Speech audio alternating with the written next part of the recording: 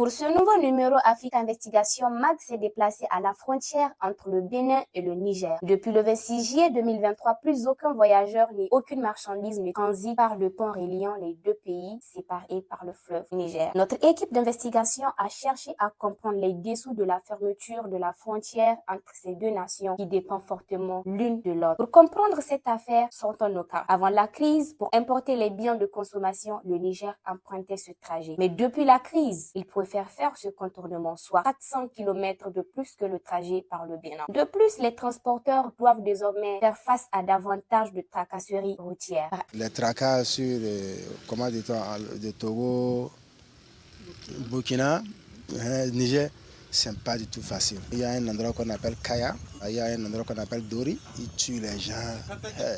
Je ne peux pas parler même. Par ailleurs, la menace terroriste dans l'est du Burkina Faso oblige les autorités burkinabées à détourner des ressources de la lutte antiterroriste pour sécuriser les convois de camions allant au Niger. Ce trajet autrefois de 3 à 4 jours via le Bénin prend maintenant jusqu'à 3 mois à raison des précautions nécessaires contre les mines et les embuscades. En conséquence, les prix des marchandises importées sont multipliés par 5 ou 4, entraînant au Niger une flambée des prix des denrées alimentaires et une hausse drastique de l'inflation. Mais pourquoi donc les autorités nigériennes laissent-elles perdurer une telle situation? Après plusieurs mois d'enquête, voici en exclusivité les raisons cachées derrière la décision du général Tchiani de maintenir la frontière fermée avec le Bénin. Le CNSP perçoit 30% des redevances sur chaque conteneur destiné au Niger passant le Togo. Chaque fin du mois, le général Tchiani perçoit 1 milliard de francs CFA. Les généraux Salifou Modi et Mohamed Toumba 500 millions de francs CFA. Et le général Moussa Salaou Barmou 200 millions. Par ailleurs, le général Tchiani et les ténors du CNSP ont désigné leurs enfants et des proches comme transitaires qui perçoivent 5 millions par camion quittant le port de Lomé. Le partage du gâteau s'étend au-delà du Niger, incluant aussi le président de la transition de Burkina Faso. Le capitaine Ibrahim Traoré a commencé à recevoir 600 millions francs CFA par mois après le sommet de l'AES du 6 juillet 2024 et le coup d'État manqué du 12 juin 2024, durant lequel il s'était réfugié au Togo. Alors,